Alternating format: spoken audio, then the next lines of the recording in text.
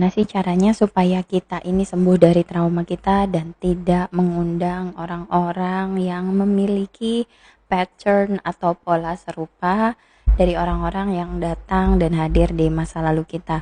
Gimana caranya kita berdamai dengan trauma kita sendiri dan menyelesaikan bagian itu serta bersiap untuk menerima pola yang baru yang berbeda dari sebelum-sebelumnya. Hi, welcome to this channel. Thank you so much untuk pertanyaan dan feedbacknya. Karena banyak yang nanyain tentang bagaimana deal with trauma dan bagaimana supaya kita tidak mengulang pola yang sama. Apa yang harus kita lakukan? Banyak yang ngerasa, kak, kok aku ketemu orang yang kayak gitu-gitu lagi patternnya. Kenapa aku ketemu sama yang narcissistic lagi? Kenapa aku ketemu sama yang tukang selingkuh lagi? Atau kenapa aku ketemu sama cowok kasar lagi dan lagi? Cowok cemburuan, cowok controlling, kayak gitu terus. From one man to another man, kok sama-sama aja gitu. Kenapa sih? Apa yang terjadi dari dalam diriku? Apa yang bisa aku sembuhkan? What thing that I need to work on myself? Coba kamu refleksikan diri kamu sendiri tentang hubungan-hubungan yang pernah kamu jalani. Kira-kira perasaan kamu saat menjalani hubungan itu seperti apa? Marah kah? Kecewa kah? Terus pola-pola apa yang kira-kira sama? Coba kita refleksikan diri dulu.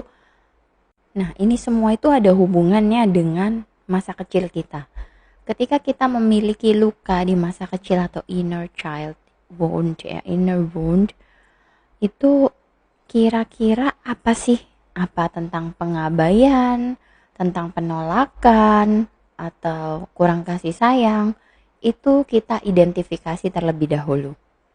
Apakah kamu pernah merasa kayak aku kalau nggak berjuang, aku kalau nggak people pleasing, nggak disayang, atau aku kalau nggak effort buat seseorang, aku jadi nggak disayang gitu ya. Itu adalah bagian-bagian dari trauma masa lalu. Kamu jadi people pleasing, kamu jadi mengabaikan kebutuhan kamu sendiri, tapi lebih mementingkan kebutuhan orang lain contohnya. Coba kamu tanya ke diri sendiri ya, apakah kamu tuh takut ditinggalkan? Sehingga biasanya kalau orang tuh merasa takut ditinggalkan, dia akan melakukan hal-hal yang membuat dia kayak aman dan gak mau ditinggalin gitu loh. Padahal bisa jadi hal yang kamu lakukan tadi bukan hal yang kamu suka gitu. Oke, dan ini hal-hal yang bisa kamu lakukan ya. Mungkin mulai dari diri sendiri dulu. Perbanyak untuk berbicara dengan diri sendiri, baik itu dalam bentuk tulisan atau dalam bentuk berbicara, like literally bicara di depan cermin gitu ya. Kamu bisa mengajak diri kamu sendiri berdialog loh tentang luka-luka masa lalu kamu dan trauma-trauma tersebut. Ini aku ada contoh ya bagaimana cara kita bisa berbicara dengan diri sendiri untuk menyembuhkan trauma atau luka di masa kecil atau di masa lalu. Kamu bisa catat ini, kamu bisa dengerin ini, atau kamu bisa ngomong ini sendiri ke diri kamu sendiri sambil ngaca atau sambil lagi sendirian apapun itu. Hai sayang, aku tahu kamu pernah merasa sendirian. Kamu pernah menunggu seseorang mungkin untuk menyelamatkan atau menyayangi kamu, tapi orang itu tidak pernah datang. Atau bahkan orang itu menolak kamu. Sehingga kamu terus-terusan merasa diabaikan dan merasa sendirian. Kamu menangis diam-diam karena kamu takut orang tersebut akan marah ketika kamu protes. Kok kamu diabaikan? Kok kamu tidak divalidasi? Orang tersebut pasti marah ketika kamu mulai mengkomunikasikan apa yang menjadi harapan kamu. Setiap komunikasi berujung menjadi pertengkaran. Setiap komunikasi berujung menjadi penolakan dan rasanya sangat tidak nyaman sekali buat kamu kan? Aku tahu kok. Sekarang aku ada di sini, aku adalah versi dewasa dari dirimu yang dulu, yang terluka, dirimu di masa kecil yang mungkin banyak mengalami pengabaian. Aku janji aku akan jadi orang dewasa itu yang tidak pernah mengabaikanmu. Aku janji aku akan mencintai kamu dengan atau tanpa apapun yang kamu akan usahakan. Kamu berhak dicintai tanpa kamu harus melakukan apapun. Karena kamu memang utuh, kamu adalah anak yang baik, dan aku akan menyayangi kamu. Kamu tenang aja ya, pokoknya kamu akan baik-baik saja, dicintai, disayangi, dan diterima. Kamu bisa membicarakan hal-hal seperti itu ke diri kamu sendiri, mungkin di saat pagi hari atau malam hari sebelum tidur, atau saat kamu sedang sendirian. Dan hal itu akan membantu kamu untuk merilis emosi. Mungkin kamu akan menangis, mungkin kamu akan bersedih, tapi itu adalah salah satu cara untuk merilis dan mengakui emosi yang ada. Sehingga rasa trauma yang sebelumnya bertahan di sana, yang tidak pernah kamu akui, hanya kamu tolak, kamu abaikan, dia akhirnya mulai terurai, dan apa yang menjadi trauma-trauma kamu itu mulai terurai dan kamu terima dengan sendirinya. Kenapa sih kita tuh harus mencoba mengurai trauma tersebut, mencoba menerima, mencoba memeluknya, dan mencoba mencari pelajaran apa yang bisa didapatkan dari trauma tersebut.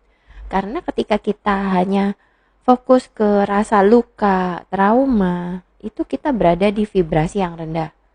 Dan ketika kita berada di vibrasi yang rendah, maka yang datang ke kita adalah hal-hal yang memiliki frekuensi yang selaras dengan vibrasi rendah tadi.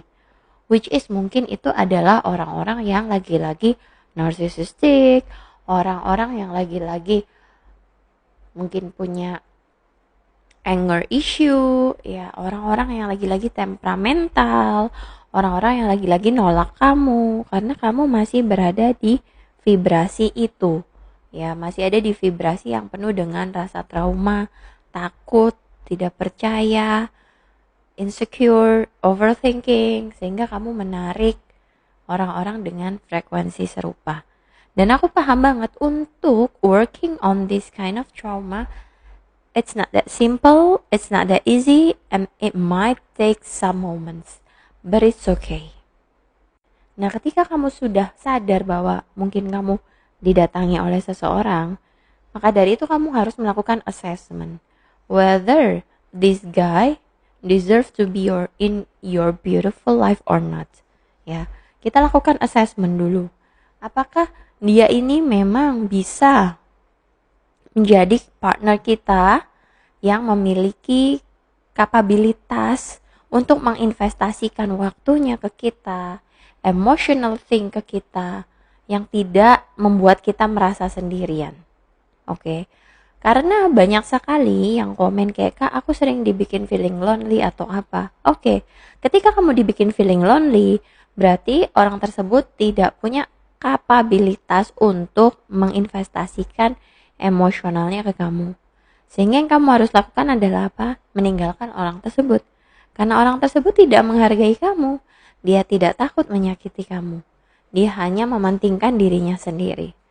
Jadi sekarang kamu udah tahu kan, kalau ada yang dekat ke kamu dan kira-kira nggak align, nggak sesuai, nggak bikin kamu ngerasa nyaman, ya cukup kamu tinggalkan. Kamu nggak perlu minta penjelasan atau apapun itu terhadap orang-orang yang nyakitin kamu. Cukup tinggalkan aja dan kamu bisa move on dengan hidup kamu sendiri. Sehingga kamu bisa dibilang itu kayak menolak peluru gitu ya, yang mau ditembakin ke kamu. Jadi kamu bisa mendeteksi orang ini nggak baik nih karena ini. Karena kamu sudah paham, karena kamu sudah deal with your trauma tadi. Kamu sudah paham tentang diri kamu sendiri dan kamu nggak akan menolerir lagi orang-orang yang seperti itu. Sehingga hidup kamu akan lebih damai. Walaupun mungkin kamu akan menjadi single atau jomblo in sometimes, but it's okay. It's totally okay. And you will still be okay. Ya, sayangi diri kamu, jangan biarkan orang lain menyakiti kamu. Okay? Thank you for watching. I love you girls. Please watch my others video. Bye bye.